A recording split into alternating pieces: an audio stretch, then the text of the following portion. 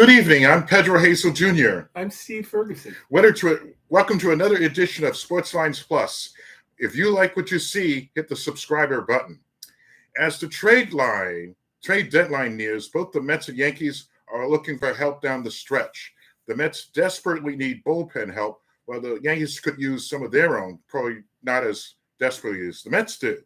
Steve, break it down as to who might be available out there for the Mets. Well, there are a couple of pitchers who are available. The Mets were very fortunate, let me mention this, to get Phil Maton from the Astros, who's a breaking ball, curveball, slider, cutter type pitcher, not relying on a fastball. That actually was a plus getting him because we have a lot of hard throwers in our bullpen. I think he'll be a the Mets. But I think beyond that, they need really two relievers. I think one of them I'd love to see them get would be Carlos Estevez from the Angels. Big, tall right-hander. He throws a hard sinker, hard slider, throws in the mid to upper 90s. I think he'd be a very good setup man for the Mets. He is having an excellent year for a bad Angel team. His ERA is actually around 2. Whoa. And then the other pitcher that I'd like to see them get is a left-hander. And this guy, we just saw him last night, Tanner Scott. Oh, this guy from the Marlins, this dude throws 99 to 100 miles an hour. Oh, my God. With a vicious slider and gutsier than hell. So, if the Mets can get both of them to go with Phil Maton, and they have pretty good young relievers with Daniel Nunez and Young, the Met bullpen would be really good. I think they will have to get rid of a couple of these relievers, by the way. I think Diekman would have to go. Hauser would have to go. Maybe Ottavino would have to go. Ottavino, he's become like, ugh. Although Ottavino was used in an interesting way if you watch today's game. They used him in the 6th inning, and he was effective. So I'm thinking maybe Ottavino is salvageable, but not in the pressure spot. Let him pitch the 5th, 6th inning if a starter gets knocked out of the game. But these other relievers I referred to, Estevez and Scott, and we've gotten great pitching from Daniel Nunez. If this bullpen is bad as they've been, we didn't have him, we'd be under 500. He's been terrific. As for the Yankees, they don't just need bullpen help. They need a starting pitcher. And here's why. Look at the Yankees pitching staff. Garrett Cole is just coming back off injury. He's pitched 4 games. The last game was his best game recently against the Orioles. Look at how poorly Carlos Rodon has pitched lately. He started the year great, like almost all-star level, and he's been awful the last 2 months. Look at Stroman. He's struggling now to find his control, and he has to hit his spots. And look at Nestor Cortez. He got bombed today against the Tampa Bay Rays. Clark Schmidt, who was their 5th lost starter, 9-1 today. Yeah. Oh my God. And they were dominated by a young pitcher in his 2nd year, Taj Bradley, who allowed just 1 hit to the Yankees in 7 innings. They need starting pitching. They need relievers. They can probably go after the same 2 pitchers the Mets are. Maybe they can also look into Matt Moore, who is a guy who started and relieved. They need a lot of help. LeMahieu really looks washed up at 37. They need a third baseman. I don't know where they're going to get this guy from, but their farm system is going to have to start being utilized. Because I'm telling you, the Orioles are right on their tail, and you know the team that nobody talks about that's not far behind, the Boston Red Sox. So they were left for dead. They were left early for dead in the season. Early in the year, 11 games under 500. Now they are breathing down the Yankees' throats. So, Mr. Cashman, who's been the Yankees GM for 25 years, this will be your toughest task. Actually 27, but my God. It's amazing he has been the GM for all these years. It is amazing. I mean, longer than probably any GM in baseball. Yeah. And by the way, he was close to taking the Dodgers job years ago. It was offered to him. But he stayed with the Yankees. He really had a great relationship with George Steinbrenner, the late George Steinbrenner. But he has been with the Yankees over a quarter of a century. But this might be his toughest job this year to straighten out the Yankees, who everybody thought was the best team in baseball the first few months of the year. Guess what, folks? They are not. And they need help, and they need it soon. Who do you think they should be getting? I think they can go after the same two relievers. Like you mentioned, the same two. Estevez and Scott. Right. They can go after Matt Moore, another left-hander who can either start or relieve. And you mentioned Flaherty. Flaherty's very good. Yeah, Jack Flaherty's kind of like the hidden guy behind all the really good pitchers. Yeah. Reason being, he was originally with the Cardinals. He didn't pitch well for them. He was sent to Detroit, and he's figured a lot of stuff out. He might be a sleeper to get as a starting pitcher. Mm-hmm. But a pitcher that they should really look out for, and they may have to give up some prospects to do it, is Garrett Crochet. 6'7" left-hander who throws 99 miles an hour, who's got the slider, the sweeper, and the curve. They need an ace pitcher to go with Garrett Cole. Yeah. Mm-hmm. None of these guys, not Rodon, not Stroman, none of them have pitched well lately, and not Cortez. Mm-hmm. They need somebody who can step up right behind Cole. Mm. And if they don't get one of those, I think they're going to lose their spot in the standings. Mm. So they actually need more help than the New York Mets. The Mets have been averaging close to 5 runs a game. They do not need offense. Right. They need help in the bullpen. But the key for the Mets is they're getting Kodai Senga back. Oh, yeah. Kodai, that's right. We saw him in a game earlier today for Syracuse. Yes. And he seems to be pitching well. He was the Mets ace last year. Yeah, I remember. He was 12-7 with ERA under he was pitching. He was the one bright spot for a really dismal team last year. Yes, and if you're the New York Mets and you get any semblance of what he is to go at what they have now, so they have pretty good starting pitching. They have Quintana. He's a veteran. This might be his last year with the Mets. Right. Manaea did not pitch well yesterday, but he has pitched well for the Mets. Severino was fantastic today. Mm. He would be number 2 right behind Senga. Right. He's pitched like an ace. Thank you, Yankees, for letting him go. The Mets picked him up. He has been dynamite for the Mets. So it's the change in scenery. That's change in scenery. Even though it's in the same city. Different pitching coach. Jeremy Hefner has done a terrific job with him. Right. And I can't be more happy that he's with us. All right. Now to the All-Star game. The All-Star game was played at Globe Life Field in Arlington on Thursday, and the National League laid another egg, losing 5-3 to the American League. This is the 10th loss in the last 11 All-Star games. Steve, what is up with the National League in these All-Star games? I can't figure out the life of me what happened. There are a lot of things that I see. First of all, I don't know if the National League is managing their team well, particularly their bullpen, because this game, the National League actually had a 3-0 lead. Shohei Ohtani, who had been torturing the National League for years, is now on our side. The National League side. And he hit a 3-run homer to give the National League the lead. Yeah. Everything was fine until they brought in Hunter Green. I'm not knocking Hunter Green. This guy has amazing talent. He was, I believe, the first pick in the draft. The Reds have been waiting for this guy. He's finally coming to life as a starter, but he gave up a 2-run homer to a guy named Jarren Duran, who may wind up being a superstar for the Red Sox. But I think a lot of it has to do with the managing of the bullpen. Bruce Bochy, for all of his managing and his championships, is an excellent manager of a bullpen. I'm not sure that Torey Lovullo, granted his team got to the World Series and he faced Bruce Bochy, but I'm not sure that he really knows how to use his bullpen. I think that cost them this game. But there are other things they could do differently. They could try bunting. They could try hitting and running. It seems like they play station-to-station baseball once they have the lead. And I'm sorry, the American League has so much power, you can't play that way. Yeah. You have to come after the American League, and they have whipped the National League's behinds for years.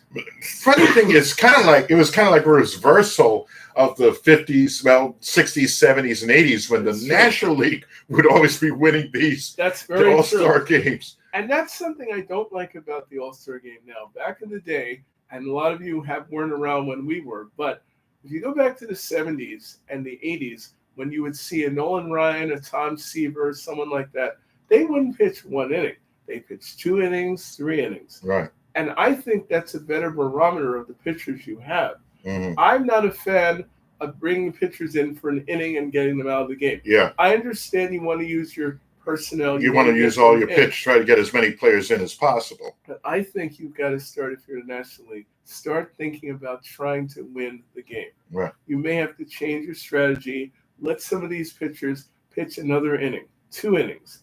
Paul Skeens, that took a lot of guts for Lovullo to start him. Mm-hmm. He may be the rookie of the year, 6-0 with a 1.90 ERA, striking the world out, throwing over 100 miles an hour. That took guts to start him. I like that. Yeah. But going forward, I think whoever manages this team next year, let's talk about using some of these pitchers for 2 innings, maybe 3, and use your bullpen a little bit more. Yeah. Don't put starters in the middle of the game. Mm. I think Bochy's put in more relievers in that game than Lovullo did. Excuse me. And I think that's what cost him the game.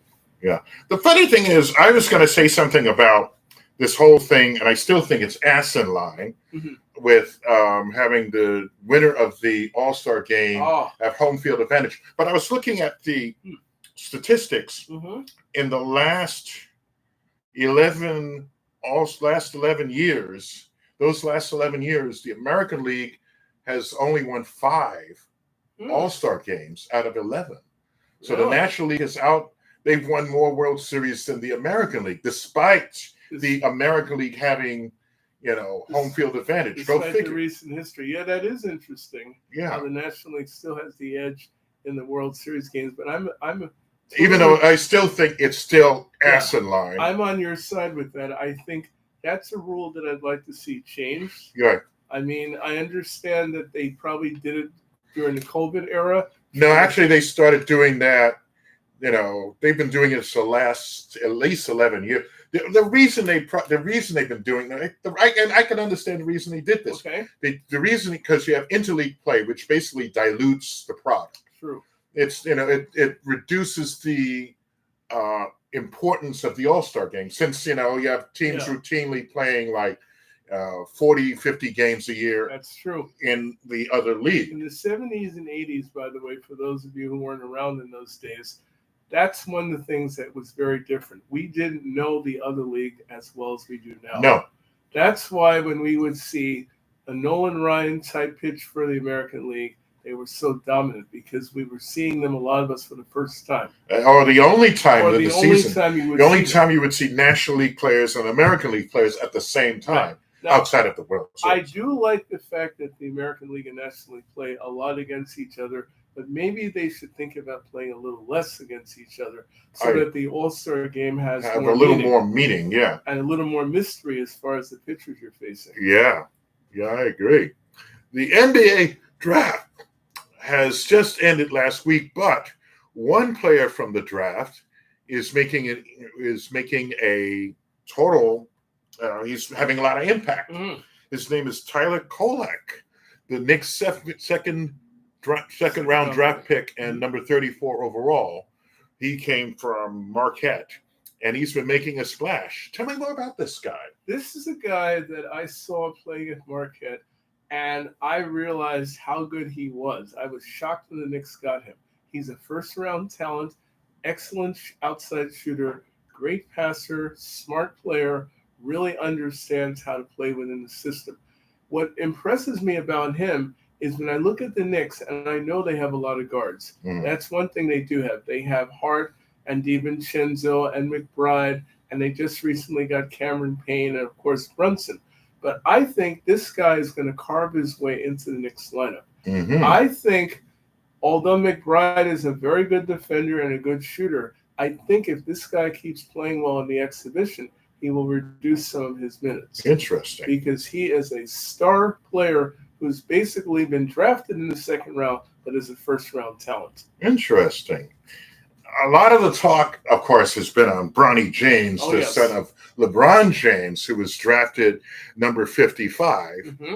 And I know that. What do you think about him? I'm hearing better words about him lately. Yeah. I did see a little bit of him recently in L.A. Right. He's averaging 13, 14 points a game, which is decent. Yeah. He's a guard. He's not his father. His father is obviously a big, bulky, strong power forward. But what he does have is quickness and speed. Okay. And he's a decent outside shooter. But there is a player on the Los Angeles Lakers that is really playing well. His last name is Knecht, and it's spelled Knecht. This is a guy who I think is going to crack the LA lineup. He's a very intelligent player, confident, quiet, but can shoot, pass, looks like he's ready to play in the NBA right now. Ooh. I think he's helping LeBron's son out a lot. Yeah. Because he's been the one passing and delivering him plays to help him. And that's what he does well, LeBron's son, Bronny. He runs very well. Mm-hmm. But I'm very impressed with this guy connect that the Lakers have. I can see him. That's a team that really needs young talent to come to the surface quick. I think this is a guy who will make his way onto the Lakers on their bench this year.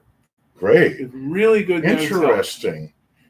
Now, you were mentioning going back to Tyler Kolek. Yeah. You think he'll you say he might make the team either on the bench. I think he'll probably be on the bench, though. I think he'll be on the bench, but if you remember years ago, the Knicks had also ironically had a player drafted at 34 whose name was Landry Fields. I vaguely remember the name. We really hadn't heard much about this guy. Yeah. But he was so good in the exhibition season, he forced his way on the scene. Mm-hmm. He even started a number of games for the Knicks before they got Carmelo Anthony. Yeah. Now, his career was cut short because of a lot of injuries, back problems, shoulder, etc. But what I saw in him is similar to what I'm seeing in Kolek. A mature player who's not afraid of the challenge, who wants to prove to Tom Thibodeau that, yes, I can play for you now. Mm-hmm. And I think that's a great problem to have. They really have a guy who could be a diamond in the rough. And there are people who are seeing him now who are saying the Knicks may have gotten a diamond in the rough on this round. Interesting. There is also a center, and I believe he's a Russian center, and he has a very tricky name, and I believe it's Dmitro Skinatov, something like that. And don't get on my case, guys. It's a tough Russian name. But what he did in one game recently, 20 points a game, 3 rebounds, 2 steals, 3 blocks. And I'm thinking, okay, maybe he's like the outside guy, maybe the 12th player if they go that far in the roster. But that's the kind of center the Knicks need. Somebody who can score, rebound, block shots, get steals, and assist. How old is he, Steve? I think he's in his 20s. Oh, early 20s? Yeah. Okay. He's a guy that I had not heard about before, but I saw his stat line recently in one game, and I said, wow, the Knicks may have another star here. Interesting. They've drafted very well, the Knicks. It looks like they may have a couple of guys come into the team that are going to force the veteran players to really play well. And I think the Knicks so desperately need a center. Right. I'm thinking if this guy continues to play like this, he may find his way on the roster as well. Because Robinson, while he's an excellent defensive player, he gets hurt so often. We really need somebody who is reliable and strong and can play. I understand he's a rookie. He hasn't faced a lot of tough competition yet.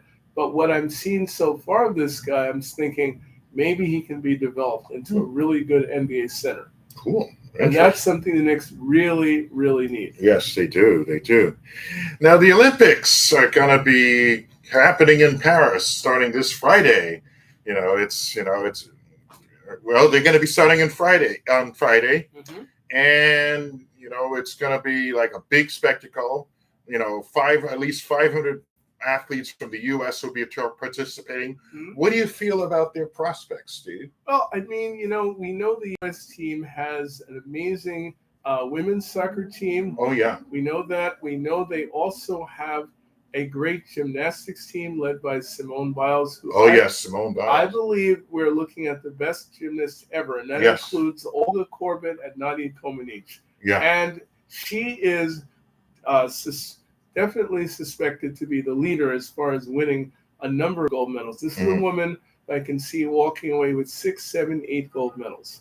She really is talented. She had issues a couple of years ago with her nerves. She actually took herself out of the Olympics, but she's come back very strong. She's 27 years old, which is old for a gymnast, but there's no question her talent is definitely there. Yeah. That's good. They have other players. The men's basketball team, of course, we don't even need to talk about. Because they're all pros. We're talking Steph Curry, LeBron James, Kevin Durant, all the big stars. Yeah, all the big stars. So we're stacked in certain areas. And Ledecky, you've probably heard of her, Katie. Of course, Katie Ledecky. Yeah, is a terrific swimmer. Yeah, and I don't know if she'll get to the level of, say, Michael Phelps, who had an amazing Olympics with 8 gold medals, Mark Spitz, who had 7 in swimming.